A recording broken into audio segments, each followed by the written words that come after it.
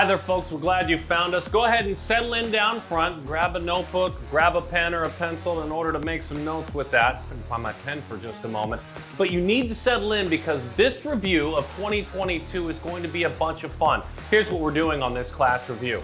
We're focusing on the 2026 class. In other words, freshmen, the very best arms. So arms that are freshmen. And when you think about that, the impact, this is the recruiting age. And with that in mind, the king of recruitment, Jeremy Brown, the great writer and scout, will join us as we get to know the big arms in the freshman class around North America. Let's start with the man who back-to-back years was Perfect Game's National Pitcher of the Year. A young man by the name of CJ Sampson. He's got illustrious athletic history. He was on Team USA's 12U team. Got cut. He said it inspired him certainly to grow, and he has grown. A quarterback by trade when you put him on a football field, but this man is all athlete and all pitcher. His dad, Chris, pitched in the big leagues for the Houston Astros. Here's the story of 2026 CJ Sampson.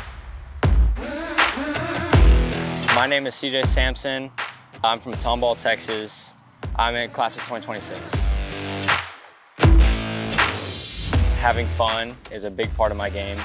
I love the game. I love being out here every single day and grinding to get better every day. And there's always somebody out there working twice as hard as you. When I'm pitching, I'm gonna throw a lot of strikes. That's my number one thing. I have 4 pitches: fastball, curveball, slider, and changeup. I can throw all of them 4 strikes. Very electric pitcher, I believe. Yeah, just throw a lot of strikes, pounds up. It all started when I was about 8 or 9 is when I really started like, okay, I like doing this. I really like to pitch. And I started watching pro baseball players pitch, and I started going to a lot more games. I watched my dad pitch in the MLB. My dad's name is Kruz Sampson. He pitched 6 years in the MLB, 5 years for the Houston Astros, 1 year with the Miami Marlins. And I'm like, okay, this is where I have to be. I'm here now. This is where I have to be when I get older. I just work every day at it, and I want to get better and better and better until I'm to that point. The best advice my dad's given me is probably to never give up and to never let the moment get too big for you. I love being in big situations, but he always tells me you have to take a deep breath. Don't let the moment get too big. So this glove right here, this glove's about 15 years old. I'm 15 years old, this glove's about 15 years old. My dad had a contract with Wilson when he was playing in the MLB. And when I was a baby, he got this glove for me. He had this exact same glove, but he put my name on it. I actually have a baby picture of me laying inside of this glove. And it's been sitting in my room for the longest time, ever since I was a little kid. And this year's the first year that I've actually broken it out and pitched with it, and it's worked very well. It means a lot. I mean, it's treating me great. It's treating me great. I love it. You can't see the pitches at all, so that it works. It definitely works. My dad, every day he's telling me like either mechanics or mindset or body language, or just telling me new things every day so I can keep learning and from his past experiences. And he always tells me past stories of like how he pitched on the mound and feelings he went through. I think it does give me a slight advantage because he takes me through all the scenarios and all the mindsets, and like in big situations, you have to take a deep breath, you have to calm down, you have to slow the game down. Hey, Dad. Hey. Hey, I'm doing an interview right now, and you're mic'd up right now. I'm mic'd up right now? Yeah, yes. You're on speakerphone right now. Yeah, so my game went pretty good today. I pitched 1 inning. I ended up closing out the game. Working ahead? Yeah. I felt good. I got strike 1. Strike 1 a lot, good. Yeah. And then the last guy, there was a guy on second and third. I mean, like you tell me all the time, like just take a deep breath in situations like that. And I ended up striking out the last guy to get out of it. Good, yeah. When you're in big situations, I mean, you just gotta, take deep breaths and trying to slow the game down as much as possible and really focus on just one pitch at a time. You got to execute one pitch when, you're kind of in a jam, which, you always do. So that's good, man. Good job. Proud of you, man. Thank you. We'll keep doing what you're doing, keep working hard, and go get them again tomorrow, buddy. Yes, sir. All right, buddy. Love you. All right, love you too. All right, man. Bye. Bye. My hopes and dreams for my life is to ultimately make it to the MLB and make it very far in this game and just prove a lot of people right and prove a lot of people wrong. And that's my hopes and dreams.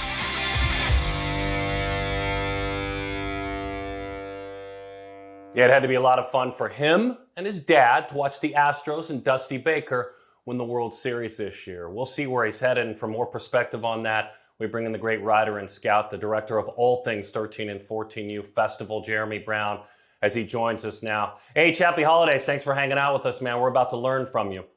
Same to you, my friend. Thanks for having me on. Tell us about CJ. I mentioned in the lead that he got motivated when he didn't make the 12U team. You guys have seen him at 13 and 14. He's been really good since then. He's kind of an all-around athlete like his dad, who was very athletic. But what do you see as a scout in CJ? Absolutely. So I was talking about the Finest in the Field article we have coming out here shortly for the 26 class. And with Sampson, if he wasn't as good as he is on the mound, you could very well see him committing as a left-handed hitter, left-handed hitting third baseman. He's that type of athlete, two-way presence. But on the mound, you know, at our tournaments, we have a 2-hour time limit for every game to keep things rolling. Anytime CJ Sampson's on the mound, you know you're getting in and out of that game. I mean, the numbers speak for themselves. 2-time player of the year.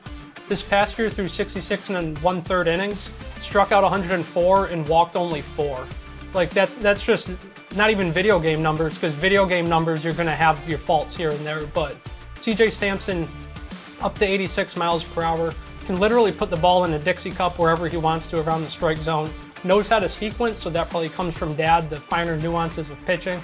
And the velocity is only going to continue to climb. As that climbs, you're looking at one of the top arms in the 2026 class. H, how old are you? Remind me. 32. Okay, so that's a really cool old man reference, putting the ball in a Dixie cup. Well done. That's old man Thank you. scout talk. I used to hear my dad talk like that, so well done by you. So let's keep scouting. Maybe there's some more Absolutely. Dixie cup guys. You mentioned 86 for Sampson. Mills Carillo, at that same age, is a young man who's touched 90 already. Put that in perspective on who this pitcher is. We're going to right-handers now. Absolutely. So Mills started the 14U game for the East squad this year, and it was a summer where he continued to trend upwards throughout almost every start. You saw something new. The velocity was climbing, or he reined in some control. And as that happens, you're looking at a cutter in the mid-80s, a four-seam that just absolutely runs in on hands in the upper 80s, breaking ball, slider, changeup, you name it, he's got it. He's a really intelligent kid off the field. I think he brings some of that on the mound. Kind of knows how to set up hitters, but also isn't afraid to just go in pure attack mode with the stuff he has. And that's what we saw the first inning of the 14U Select Festival. He was in and out, and just a quick day's work for him. So Mills Carillo is an uncommitted athlete. He's from Florida. Nicolas Bradley is committed to Auburn. He's from Pennsylvania. Right-handed pitcher, East Coast Ghost Mocha, and another talented right-handed arm. Yeah, the best word to describe Bradley is electric. The fastball just absolutely jumps out of his hand. We saw him at the 13U Festival last year, one of the harder throwers, mid-80s. We saw him this summer, upper 80s, flirting 90, 91 with the fastball already. He's a high-level quarterback prospect. The future is on the mound. Already committed to Auburn, as you mentioned. We kind of have a pipeline in the Mid-Atlantic going to Auburn as of late. And Bradley's another one that, at the end of the day, he could very well be in contention for the top arm in the class. Brayden Harris, I'd love to talk about him. He's already committed. He's going to Florida State. And this is kind of the age of commitment, by the way. You really are seeing a lot of athletes. That's when they reach out to you. Harris is from Orange Park, Florida, and as we mentioned, Florida State will be his stop. He plays for that great travel program, the Florida Burn. Yeah. I mean, that roster alone is ridiculous with D1 commits. And with Harris, I think he's led the nation in innings pitched the last 2 years. He's not afraid to go out to Texas. He's obviously based in Florida. So we see him a ton there, jump over to Hoover, and every time you see him, he's that consistent mid-80s fastball, touches a little better, but it's the breaking ball. It's a hammer curveball. It's probably the best curveball in the class right now. He's implemented a slider. He was a two-way player of the year for us at the 14U level this past year, so there is some thump in the bat there as well. As you had mentioned, FSU commit, new coaching staff there. He's staying firm, likes them. Everything is working well in his favor, and he's really established himself as one of the most dominant arms at the 14U level this past summer. Before we move to lefties, and there are a couple at the top of that southpaw class that are incredible. Excited to get to know them. I wanted to ask you about Matthew Sharmin. He's from Georgia, and he's kind of fallen into that risers group. He's up to 32 amongst all overall players. But Sharmin is a guy that you've seen a lot of as well. Yeah, primary shortstop this spring, and kind of caught our attention with what he did with the bat. Would jump on the mound, show some arm strength, 83, 84. Big, long body, 6'3"-ish, maybe an inch better. And then comes out in the fall. The fastball's up to 89, commits to Georgia not that long after, and with the frame, the athleticism, how the arm works on the mound, and the jumps he's made in such a short period, there's no reason to think that he's not going to continue to climb, and that 32 might just be a resting point for him on his ascension towards the top. So when we look at the 2026 class, and we look all the way down to number 14, we see all position players. Now, these bats can pitch, some of them, but they're primary position players. Right. Outside of one, the number 2 player in the class amongst all those position players is a left-handed pitcher. His name is Kruz Schoolcraft. He's out of Oregon. We loved getting to know him. He had some fun at the All-American banquet at the Select Festival banquet, one of the best pitchers. He's number 2 in the land. Why? I mean, he's like CJ Sampson, but left-handed, and has what seems like 3 feet on him because he's about 6'6" now. And for how big he is, he's smooth and rhythmic on the mound. You don't usually see that correlation this young, but he prides himself in what he brings to the mound. And then the fastball velocity, and really just jumped out of nowhere this summer. Was 82, 83 pretty consistently in the early half of the summer. Gets down to Hoover for the 14U WWBA. All of a sudden you start seeing 88s on the radar gun. I wasn't there, but I checked with our guys. I'm like, can you go get another gun? Like, this is a huge jump out of nowhere. It's like, we have TrackMan, we have multiple radar guns, it's all legit. And then that's kind of where he was, 86, 88 the rest of the way. The changeup's one of the better changeups in the class. The curveball, huge depth to it. So you're looking at a left-hander, 6'6", does it easy and just attacks the strike zone. So there's a reason he's number 2. He just jumped up, I think, from 3 in our latest iteration. So he is one of the top arms in the class, and he's going to be a fun one to watch develop moving forward. Iteration, good word. You're having many people turn away from this feature now if you're throwing in big words like that. Well done by you. So, RJ Cope, his mom's an attorney. I'm sure she uses words like iteration on occasion. They both have deep athletic backgrounds, playing collegiately, professionally. But Cope is 6'7". He not only was a Select Festival kid, so 14U Select Fest kid, but then he went to Jupiter and pitched really well. That's a senior-only event unless you have courage like RJ Cope does. Who is this man becoming? Because maybe you're going to tell me the velocity is going to jump even more with that height. Oh, there's no doubt the velocity is going to jump, but at the end of the day, RJ Cope may be in the record books of PG for the most events attended. Like, he doesn't care the age group, where it is. He's going to go out, he's going to compete. You could go look up his innings and events played in, and it's already in the hundreds of events, which is kind of ridiculous given he's just entering high school now. And we're going to see him at the main event come the end of the year.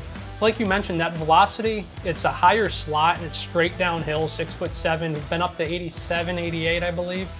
And we saw a different side of him at the Select Festival where it was pure attack mode. He wasn't there to make friends when he was on the mound. I mean, you saw there's still photos of him just shouting and shrieking coming off the mound, just absolute adrenaline pumping through him. And as he continues to pitch like that, as we saw in Jupiter, he's going to be able to compete regardless of who he's facing, where he's facing them. And he looks like he, again, is going to be one of the top arms in this class. Here's the great thing about talking to Jeremy Brown. I can go a little bit further down on the list, pop a player right in his lap, and he's going to take care of it. I'm wondering how Gio Rojas found his way to Colorado, but then found his way back to being a Miami commitment. In other words, there's some global moving around going on with Gio Rojas, but as a freshman, he's 6'1", 160. Again, is committed to play for the Hurricanes out of Colorado. When you've seen him pitch, what have you seen? Oh, it's electric. I mean, there's nothing comfortable. It's a lower three-quarter slot from a lefty. Big slider, really good changeup. He turns it over despite that slot, and then the fastball's been up to 86, 87, and it's only a matter of time before it is in the low 90s. And you mentioned that Miami connection. His travel ball coach used to play with Miami, so I'm sure there was some connections made there, but we've also seen that Miami staff go get rookie Shepard out of Nevada. So they're really not afraid to go wherever the talent takes them, and having that battery in Rojas and rookie Shepard is a pretty good starting point if you're the Miami staff. Great stuff. The number 3 left-handed pitcher overall in this 2026 class, Carson Bolemon. He gets a chance to work out with his brother Tyler a lot. He's a 20-25 catcher, so there you have it, a pitcher and a catcher together. He said something very interesting when we communicated this summer. He said, I'm the type of pitcher, as he shared a scouting report, and we'll let Jeremy do that on the backside of this feature.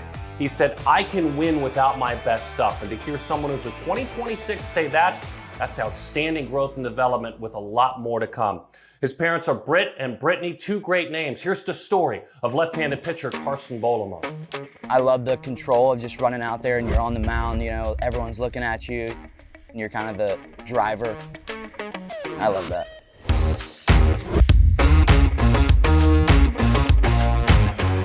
So I'm a kind of bigger lefty. I try to keep the ball low in the zone and just get swing and misses and get hitters out. I'm literally a different person when I step on the mound. Like, there's just something else inside of me, kind of like a switch that I flip. I'm a competitor. Every time I step on the mound, I'm gonna give my team a chance, you know, try to not give freebies and give walks, give free 90s, to make hitters earn it and give my team a chance.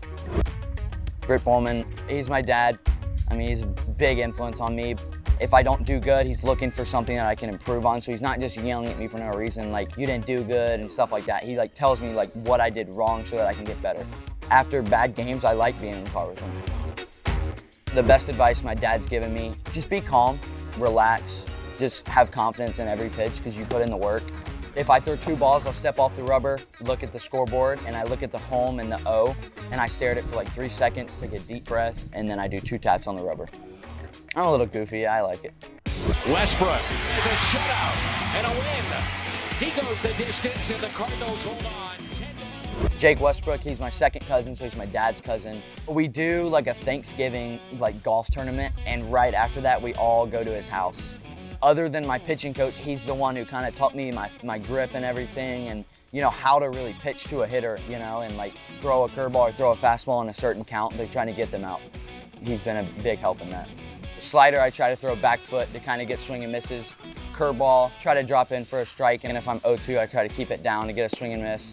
4-seam, I try to just throw it by a hitter, and if I'm behind in the count, just kind of get back there and throw a strike.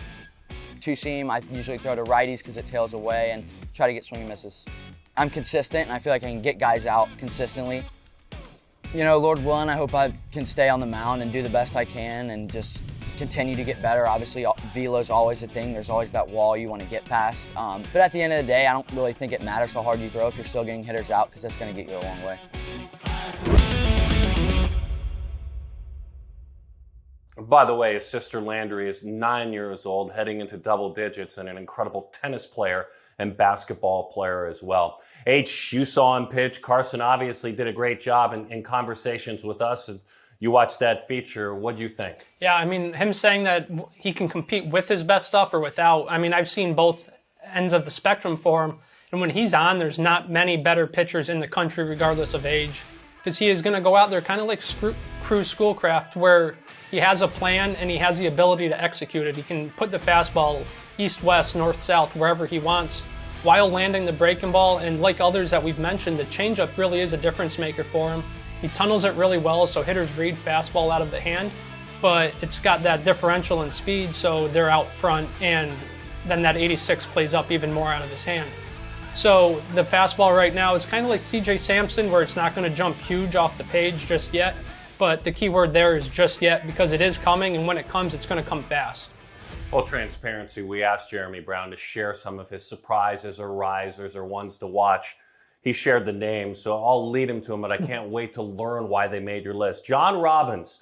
John Robbins Jr., by the way, is a young man who is from Fayetteville, Georgia, a left-handed pitcher. Tell me why he made the list. Every time he touches a mound down at East Cobb, he is a Georgia kid, so he plays in a lot of East Cobb tournaments. I've gotten texts from our scouts down there, and it's like up to 85, up to 86, up to 87, and he's continued to climb even into the fall, where he's a big physical left-hander. He's been up to 88 most recently, big depth to the curveball, kind of a hammer 12-6. So when you get those ingredients already, before you even pitch your first varsity inning, you're off to a really good start. John Robbins III, by the way, let's make sure we get that correct. Junior is dad, John Robbins III. Johnny Carver, an Arkansas commit from Raymore, Missouri, another left-handed pitcher. The 2026 class is the year of the lefty. I mean, we've gone through a bunch already. You got Robbins, now you got Carver. And the last name is very fitting for what he is on the mound. You know, it's that lower 3/4 slot again, but he literally goes and carves up hitters. A ton of strikes, just like CJ Sampson. Fastball's been up to 84, 85. It started to climb a little bit this fall. That's a really good indicator of things to come for him. Obviously, Arkansas already jumped in, and when you mix in the slider, the fastball, it's a really good starting package. And the final name intrigues me maybe the most. He's an NC State commit as a shortstop, but you've seen enough of Jacob Smith as a pitcher that you say he could rise as an arm, so you've let him be on this show. I'm excited to hear why. Yeah, I mean, Jacob Smith already committed to NC State, as you mentioned, from that South Charlotte program, so really good baseball knowledge within their players and how to play the game. And he's physical, he's big, he's right-handed, and has no problem playing short, playing third, right-handed juice. But then you see him on the mound, and for how big he is, he keeps things very simple. It's a fast arm. It's already been in the upper 80s with the fastball. And he's another one that puts up those video game type numbers, single-digit walks with multiple innings pitched this past summer and fall. Can really spot east and west. And then the slider is a real difference maker for him. He maintains that arm speed really well, and it looks to be a true out pitch. So given the frame and how the arm works, long term, I think there's significant upside here on the mound for Jacob Smith. H, great insights, man. You nailed it. Thanks for introducing us to all the great freshman arms around North America. Absolutely. Thanks for having me. Jeremy and all of his scouting colleagues do such a wonderful job tracking the best players in the nation. Visit perfectgame.org because all the time they're keeping an eye on these athletes, not just at Perfect Game events, but they work with a whole community that speaks about them at their high school outings as well. So visit perfectgame.org for the very latest on the rankings. You've got a Carver in there. What a great mention. You've got a Dixie Cup. Put that in. All that goes into as we head into the 2023 baseball season. That'll do it. The class review. The class of 26 arms. I'm Darren Sutton on behalf of Jeremy and Brown. Thanks for hanging out with us right here on Perfect Game TV.